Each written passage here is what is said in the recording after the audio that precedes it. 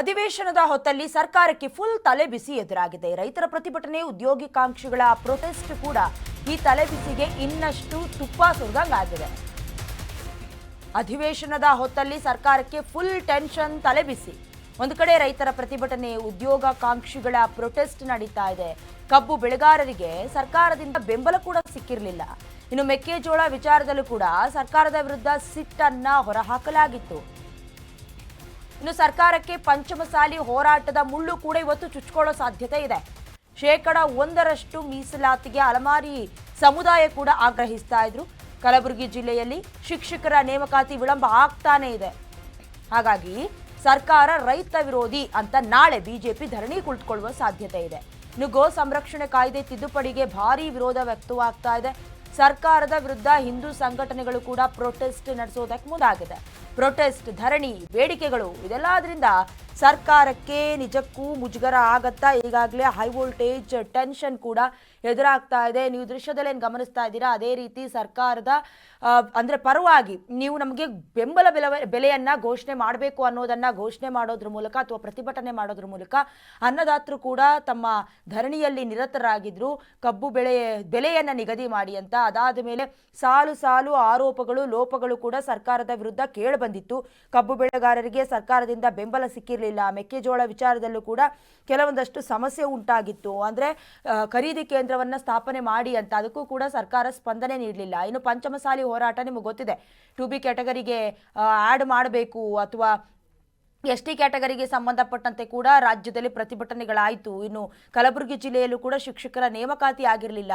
ಕೆಲವೊಂದಷ್ಟು ಸರ್ಕಾರಿ ಹುದ್ದೆಗಳಿಗೆ ಕಾಲ್ ಫಾರ್ ಆಗ್ತಾ ಇಲ್ಲ ಅನ್ನೋದನ್ನ ಕುರಿತಾಗೂ ಕೂಡ ಪ್ರತಿಭಟನೆಗಳಾಗಿತ್ತು. ಇನ್ನು ಗೋ ಸಂರಕ್ಷಣೆ ಕಾಯ್ದೆ ತಿದ್ದುಪಡಿಗೂ ಕೂಡ ಭಾರೀ ವಿರೋಧ ಆಗಿತ್ತು. ಒಟ್ಟಿನಲ್ಲಿ ಸಾಲು ಸಾಲು ಬತ್ತಳಿಕೆಯನ್ನ ರೆಡಿ ಮಾಡಿಕೊಂಡು ಟೀಕೆ ಟಿಪ್ಪಣಿಯ ಮೂಲಕ ಸರ್ಕಾರವನ್ನ ಕಟ್ಟಿ ಹಾಕಬೇಕು, ಮುಜುಗರಕ್ಕೀಡು ಮಾಡಬೇಕು ಅಂತ ಬಿಜೆಪಿ ನಾಯಕರು ರೆಡಿ ಮಾಡ್ಕೊಳ್ತಾ ಇದ್ದಾರೆ.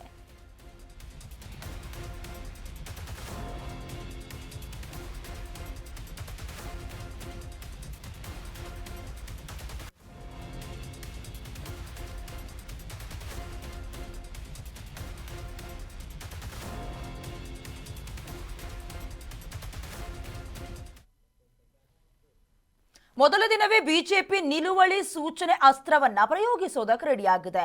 ನಿಲುವಳಿ ಮೂಲಕ ಉತ್ತರ ಕರ್ನಾಟಕ ಸಮಸ್ಯೆ ಚರ್ಚೆಗೆ ಪಟ್ಟು ಹಿಡಿಯುವ ಸಾಧ್ಯತೆ ದಟ್ಟ. ಮೊದಲ ದಿನವೇ ಬಿಜೆಪಿ ನಿಲುವಳಿ ಸೂಚನೆಯ ಅಸ್ತ್ರ ಪ್ರಯೋಗಕ್ಕೆ ಸಜ್ಜಾಗಿದೆ. ನಿಲುವಳಿಯ ಮೂಲಕ ಉತ್ತರ ಕರ್ನಾಟಕ ಸಮಸ್ಯೆಯ ಚರ್ಚೆಗೆ ಪಟ್ಟು ಹಿಡಿಯುವ ಸಾಧ್ಯತೆ ಇದೆ. ಮುಖ್ಯವಾಗಿ ಪ್ರವಾಹದಿಂದ ಉತ್ತರ ಕರ್ನಾಟಕ ಭಾಗದಲ್ಲಿ ಸಾಕಷ್ಟು ಬೆಳೆ ಹಾನಿಯಾಗಿದೆ. ಪರಿಹಾರ ನೀಡಿಕೆಯಲ್ಲಿ ವಿಳಂಬ ಮಾಡಿದ್ಯಾಕೆ? ಇದನ್ನ ಖಂಡಿಸಿ ನಿಲುವಳಿಯನ್ನ ಅಸ್ತ್ರವಾಗಿ ಪ್ರಯೋಗಿಸ್ತಾರೆ. ಮೊದಲ ದಿನದ ಕಲಾಪದಲ್ಲಿ ಭಾರೀ ಗದ್ದಲ ಸಂಭವಿಸುತ್ತೆ. ನಾಳೆ 20,000ಕ್ಕೂ ಹೆಚ್ಚು ರೈತರನ್ನ ಸೇರಿಸಿ ಧರಣಿ ನಡೆಯುತ್ತೆ. ಪ್ರೊಟೆಸ್ಟ್ ಮಾಡ್ತೀವಿ ಅಂತ ಸರ್ಕಾರಕ್ಕೆ ಬಿಜೆಪಿ ಈಗಾಗಲೇ ಬಿಸಿ ಮುಟ್ಟಿಸಿದೆ. ಈಗ ಸರ್ಕಾರದ ವಿರುದ್ಧವಾಗಿ ಸಿಕ್ಕಿರುವಂತ ಬಲವಾದ ಅಸ್ತ್ರ. ಹಾಗಾಗಿ ಇದನ್ನ ಪ್ರಯೋಗ ಮಾಡಲೇಬೇಕಾಗತ್ತೆ. ಮೊದಲನೇದಾಗಿ ಇವತ್ತು ಮೊದಲ ದಿನ ಅಧಿವೇಶನ ಶುರುವಾಗ್ತಾ ಇದ್ದ ಹಾಗೆ, ಅಂದ್ರೆ ಯಾರ್ಯಾರು ಈಗ ಮರಣ ಹೊಂದಿದ್ದಾರೆ ಅವರಿಗೆಲ್ಲ ಮೊದಲಿಗೆ ಮೌನಾಚರಣೆಯನ್ನ ಮಾಡೋದ್ರ ಮೂಲಕ ಕಲಾಪ ಶುರುವಾಗತ್ತೆ. ಅಲ್ಲಿ ಮೊದಲಿಗೆ ಪ್ರವಾಹದಿಂದ ಉತ್ತರ ಕರ್ನಾಟಕ ಭಾಗದಲ್ಲಾಗಿರೋ ಬೆಳೆ ಹಾನಿ, ಅದಾದ ಮೇಲೆ ಪರಿಹಾರ ಸಿಕ್ಕಿದ್ಯಾ, ಎಷ್ಟು ಡಿಲೇ ಆಯಿತು, ಇದು ಮೊದಲ ದಿನದ ಕಲಾಪದಲ್ಲಿ ಭಾರೀ ಗದ್ದಲವಾಗುವ ಸಾಧ್ಯತೆ ದಟ್ಟವಾಗಿದೆ. ಜೊತೆಗೆ ನಾಳೆ 20,000ಕ್ಕೂ ಹೆಚ್ಚು ಜನರನ್ನ ಅಥವಾ ರೈತರನ್ನ ಸೇರಿಸಿ ಬಿಜೆಪಿ ನಾಯಕರು ಅಥವಾ ಮೈತ್ರಿ ನಾಯಕರು ಧರಣಿ ಕುಳಿತುಕೊಳ್ಳುವ ಸಾಧ್ಯತೆ ಇದೆ. ಸರ್ಕಾರದ ವಿರುದ್ಧವಾಗಿ ಈಗಾಗಲೇ ಬಿಜೆಪಿ ಸೇರಿದಂತೆ 89 ಸಂಘಟನೆಗಳು ಪ್ರತಿಭಟನೆ ಮಾಡೋದಕ್ಕೆ, ಮುತ್ತಿಗೆ ಹಾಕೋದಕ್ಕೆ ರೆಡಿಯಾಗಿದ್ದಾರೆ.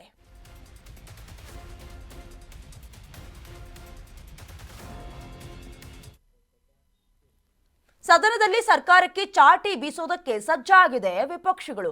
ಅಭಿವೃದ್ಧಿಯಲ್ಲಿ ಸಂಪೂರ್ಣ ಶೂನ್ಯ, ಗ್ಯಾರಂಟಿ ವಿಫಲವಾಗಿದೆ. ಈ ವಿಚಾರ ಕೂಡ ಬಹಳ ದೊಡ್ಡ ಮಟ್ಟದ ಚರ್ಚೆಯಾಗುವ ಸಾಧ್ಯತೆ ಇದೆ.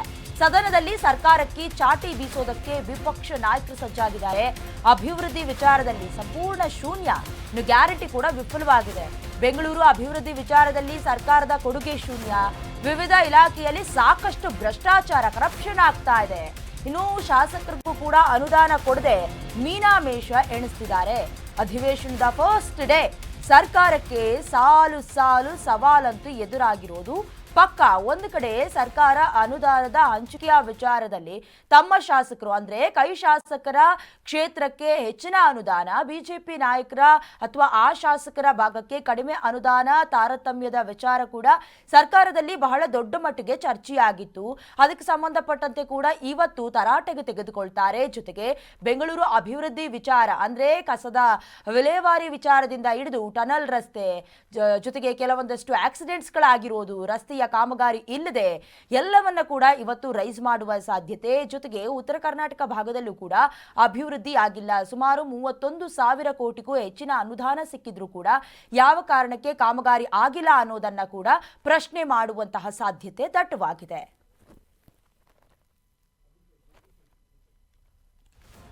ಇನ್ನು ಬೆಳಗಾವಿ ಅಧಿವೇಶನದ ಅಂದ್ರೆ ಚಳಿಗಾಲದ ಅಧಿವೇಶನ ಪ್ರಾರಂಭವಾಗ್ತಾ ಇದೆ. ಸಂಬಂಧಪಟ್ಟಂತೆ ನೇರವಾಗಿ ಅಧಿವೇಶನದಿಂದಲೇ ನಮ್ಮ ಜೊತೆ ಜಾಯ್ನ್ ಆಗ್ತಾ ಇದ್ದಾರೆ ನಮ್ಮ ಪ್ರತಿನಿಧಿ ಅಭಿಷೇಕ್. ಈಗಾಗಲೇ ಅಧಿವೇಶನದಲ್ಲಿ ಇನ್ನೇನು ಕಾವೇರುವಂತಹ ಸಾಧ್ಯತೆ ಇದೆ, ಚರ್ಚೆಗಳಾಗ್ತವೆ, ಸಾಲು ಸಾಲು ಆರೋಪವನ್ನ ಹೊತ್ಕೊಂಡು ರೆಡಿ ಆಗಿದೆ. ಹೇಗೆ ಸಜ್ಜಾಗಿದೆ ಅಧಿವೇಶನ? ಅಲ್ಲಿನ ಬಂದೋಬಸ್ತಿ ಹೇಗಿದೆ? ಎಲ್ಲ ನಾಯಕರು ಸ್ಥಳಕ್ಕೆ ಆಗಮಿಸ್ತಿದಾರಾ? ಏನಿದೆ ಸಿಚುವೇಶನ್ ಅಭಿಷೇಕ್?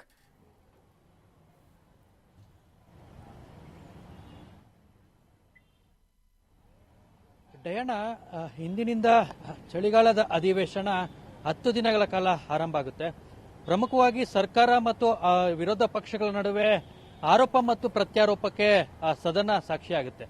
ಅದರಲ್ಲೂ ಕೂಡ ಸರ್ಕಾರದ ವಿರುದ್ಧ ಕೇಳಿಬರ್ತಿರ್ತಕ್ಕಂಥ ಕೆಲವೊಂದಷ್ಟು ಆರೋಪಗಳನ್ನ ಇಟ್ಕೊಂಡು ವಿಪಕ್ಷಗಳು ಚಾಟಿಯೇಟನ್ನ ಬೀಸೋದಕ್ಕೆ ಅವ್ರದೇ ಆದಂತ ಒಂದಷ್ಟು ಕಾರ್ಯತಂತ್ರಗಳನ್ನ ರೂಪಿಸಿಕೊಂಡಿದ್ದಾರೆ. ಪ್ರತಿಪಕ್ಷಗಳನ್ನ ಹತ್ತಿಕ್ಕಲು ಸರ್ಕಾರದಿಂದಲೂ ಕೂಡ ಪ್ರತಿತಂತ್ರ ತಯಾರಾಗಿದೆ ಅಂತ ಒಂದಷ್ಟು ಮಾಹಿತಿ ಕೂಡ ಲಭ್ಯ ಆಗ್ತಿದೆ. ಅದರಲ್ಲೂ ಕೂಡ ಕಿತ್ತೂರು ಕರ್ನಾಟಕ ಮತ್ತು ಕಲ್ಯಾಣ ಕರ್ನಾಟಕ ಭಾಗಕ್ಕೆ ಹೆಚ್ಚುವರಿ ಸೌಲಭ್ಯಗಳು ಜೊತೆಗೆ ಸರ್ಕಾರದ ಯೋಜನೆಗಳನ್ನ ಮುಟ್ಟುವಲ್ಲಿ ರಾಜ್ಯ ಸರ್ಕಾರ ವಿಫಲವಾಗಿದೆ.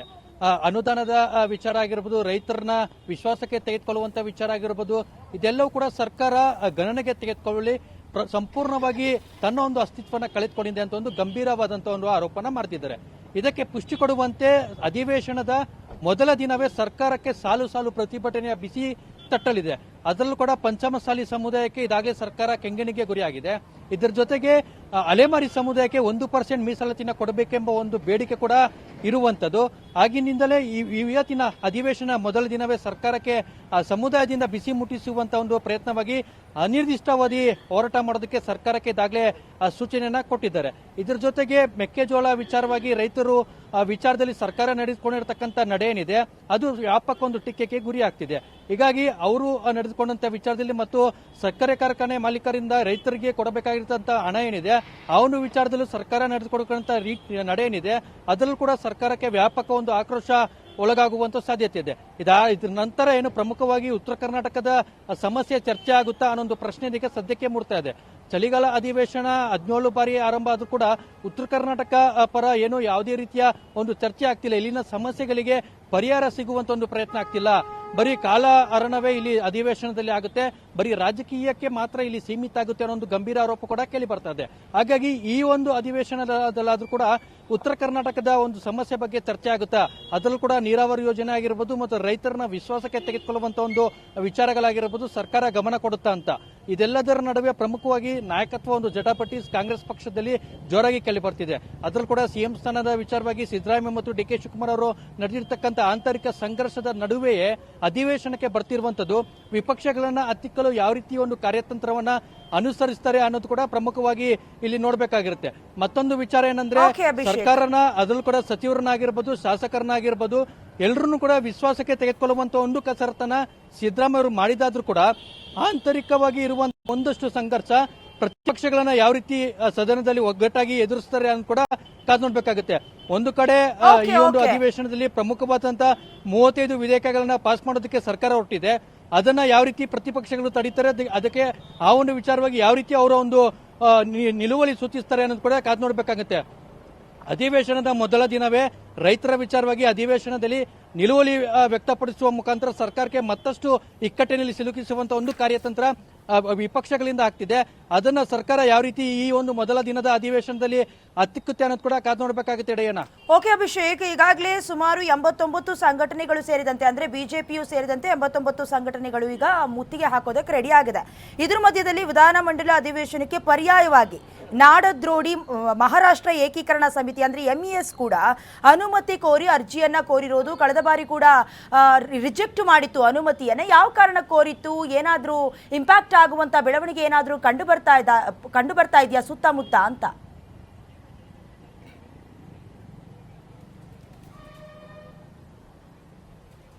ಡಯನ, ಸದ್ಯಕ್ಕೆ ಇದೀಗ ಮೊದಲ ದಿನದ ಅಧಿವೇಶನ ಪ್ರಾರಂಭ ಆಗ್ತಿದೆ. ಇದರ ನಡುವೆ ಏನು ಗಡಿ ಜಿಲ್ಲೆಯಲ್ಲಿ ಅದರಲ್ಲೂ ಕೂಡ MES ಅವರ ಒಂದು ಪುಂಡಾಟ ಏನಿದೆ, ಅದಕ್ಕೆ ಒಂದಷ್ಟು ಅವ್ರದೇ ಆದಂತ ಒಂದು ಪ್ರತ್ಯೇಕ ಬೇಡಿಕೆಗಳನ್ನ ಇಟ್ಕೊಂಡು ಅವ್ರದೇ ಆದಂತ ಒಂದು ಹೋರಾಟನ ಮಾಡ್ತಿದ್ದಾರೆ. ಆ ಒಂದು ಹೋರಾಟನ ಹತ್ತಿಕ್ಕಲು ಇದಾಗಲೇ ಏನು ರಾಜ್ಯ ಸರ್ಕಾರ ಮತ್ತು ಒಂದಷ್ಟು ಗೃಹ ಇಲಾಖೆ ಪೊಲೀಸ್ ಅಧಿಕಾರಿಗಳು ಕೂಡ ಅವ್ರದೇ ಆದಂತ ಒಂದು ಕಸರತ್ತನ್ನ ನಡೆಸಿದ್ದಾರೆ. ಆದ್ರೆ ಇಲ್ಲಿ ಅವರ ಒಂದು ಅಜೆಂಡಾ ಅಧಿವೇಶನಕ್ಕೆ ಸರ್ಕಾರಕ್ಕೆ ಈ ಒಂದು ಸಮಯದಲ್ಲಿ ನಾವು ಡಿಸ್ಟರ್ಬ್ ಮಾಡಬೇಕು, ಅಧಿವೇಶನಕ್ಕೆ ಯಾವುದೇ ರೀತಿಯ ವಿಚಾರಗಳನ್ನ ಚರ್ಚೆಗೆ ಆಸ್ಪದ ಕೊಡಬಾರ್ದು ಅನ್ನುವಂತ ನಿಟ್ಟಿನಲ್ಲಿ ಅವ್ರದೇ ಆದಂತ ಒಂದು ಲೆಕ್ಕಾಚಾರನ ಹಾಕೊಂಡು ಅವರು ಒಂದಷ್ಟು ಅಜೆಂಡಾನ ಇಟ್ಕೊಂಡಿದ್ದಾರೆ. ಅದು ಎಷ್ಟರ ಮಟ್ಟಿಗೆ ಅವರ ಒಂದು ಅಜೆಂಡಾ ಸಫಲ ಆಗುತ್ತೆ ಅನ್ನೋದು ಕೂಡ ಕಾದು ನೋಡಬೇಕಾಗುತ್ತೆ. ಒಟ್ಟಿನಲ್ಲಿ ಇವತ್ತಿಂದ ಏನು ಪ್ರಮುಖವಾಗಿ ಸರ್ಕಾರದ ಏನು ಅಧಿವೇಶನ ಆರಂಭ ಆಗುತ್ತೆ, ಅದರಲ್ಲೂ ಕೂಡ ಬೆಳಗಾವಿಯಲ್ಲಿ ಏನು ಚಳಿಗಾಲದ ಅಧಿವೇಶನ ಮೊದಲ ದಿನ ಇಂದು ಪ್ರಾರಂಭ ಆಗ್ತಿದೆ. ಒಂದು ಕಡೆ ವಿಪಕ್ಷ ಮತ್ತು ಆಡಳಿತ ಪಕ್ಷ ನಡುವೆ ಅಗ್ಗಜ್ಜಕಟ್ಟ ನಡೆಯೋದು ಒಂದು ಕಡೆ ಇದ್ರೆ, ಪ್ರಮುಖವಾಗಿ ಸರ್ಕಾರಕ್ಕೆ ಏನು ಸಂಘಟನೆಗಳಿಂದ ಆಗಿರ್ಬೋದು, ಒಂದಷ್ಟು ಸಮುದಾಯದಿಂದ ಇರ್ಬೋದು ಮತ್ತು ರೈತ ಮುಖಂಡರಿಂದ ಇರ್ಬೋದು, ಆ ಒಂದು ಪ್ರತಿಭಟನೆ ಬಿಸಿ ಸರ್ಕಾರಕ್ಕೆ ಮುಟ್ಟಲಿದೆ. ಅದು ಎಷ್ಟರ ಮಟ್ಟಿಗೆ ಸರ್ಕಾರ ಈ ಒಂದು ಪ್ರತಿಭಟನೆಗಳನ್ನ ಹತ್ತಿಕ್ಕಿ ಮತ್ತು ವಿಪಕ್ಷಗಳಿಂದ ಸದನದಲ್ಲಿ ಏನು ಅವರ ಒಂದು ನಿಲುವನ್ನ ಅವರೇ ಆದಂತಹ ಒಂದು ದಾಟಿಯಲ್ಲಿ ಉತ್ತರ ಕೊಡುತ್ತೆ ಅನ್ನೋದು ಕೂಡ ಕಾದು ನೋಡಬೇಕಾಗುತ್ತೆ. ಒಂದು ಕಡೆ ಇದಾಗಲೇ ಬಹುತೇಕವಾಗಿ ಸಚಿವರು ಮತ್ತು CM ಸಿದ್ದರಾಮಯ್ಯ ಕೂಡ ಬೆಳಗಾವಿ ಜಿಲ್ಲೆಗೆ ಆಗಮಿಸಿದ್ದಾರೆ. ಇನ್ನೇನು ಕೆಲವೇ ಹೊತ್ತಿನಲ್ಲಿ ಏನು ಅಧಿವೇಶನ ಪ್ರಾರಂಭ ಆಗುತ್ತೆ. ಅಧಿವೇಶನ ಪ್ರಾರಂಭದ ಬಳಿಕ ಏನೆಲ್ಲ ಒಂದು ವಿಚಾರಗಳು ಚರ್ಚೆಗೆ ಬರುತ್ತೆ ಮತ್ತು ಏನೆಲ್ಲ ಒಂದು ವಿಚಾರಗಳು ಪ್ರಸ್ತಾಪ ಆಗುತ್ತೆ ಅಂತ ಕೂಡ ಪ್ರಮುಖವಾಗಿ ಗೊತ್ತಾಗುತ್ತೆ ಡಯನ. ಓಕೆ, ಥ್ಯಾಂಕ್ ಯು ಅಭಿಷೇಕ್, ನಿಮ್ಮೆಲ್ಲ ಡೀಟೇಲ್ಸ್ಗಾಗಿ. ಈಗಾಗಲೇ ಅಧಿವೇಶನಕ್ಕೆ ಸಜ್ಜಾಗಿರುವಂತಹ ದೃಶ್ಯವನ್ನ ನೇರವಾಗಿ ಕರ್ನಾಟಕ ನ್ಯೂಸ್ ಪೀಠ ಕವರೇಜ್ ಮಾಡ್ತಾ ಇರುವಂತಹ ದೃಶ್ಯವನ್ನ ಕೂಡ ಗಮನಿಸ್ತಾ ಇದ್ದೀರಾ. ಇನ್ನೇನು ಕಲಾಪ ಕೂಡ ಶುರುವಾಗುತ್ತೆ ಅಂದ್ರೆ MES ಪುಂಡರ್ ಏನಾದರೂ ಲಗ್ಗೆ ಹಾಕ್ತಾರಾ ಅಥವಾ 89 ಸಂಘಟನೆಗಳಿಂದ ಯಾವ ರೀತಿ ಪ್ರತಿಭಟನೆಯಾಗುತ್ತೆ, ಸರ್ಕಾರ ಎಲ್ಲದಕ್ಕೂ ಉತ್ತರವನ್ನ ಕೊಡೋದಕ್ಕೆ ಯಾವ ರೀತಿ ಸಜ್ಜಾಗಿದೆ ಅನ್ನೋದನ್ನ ಕರ್ನಾಟಕ ನ್ಯೂಸ್ ಬೀಟ್ ನಿಮಗೆ ಬಿತ್ತರಿಸುತ್ತೆ.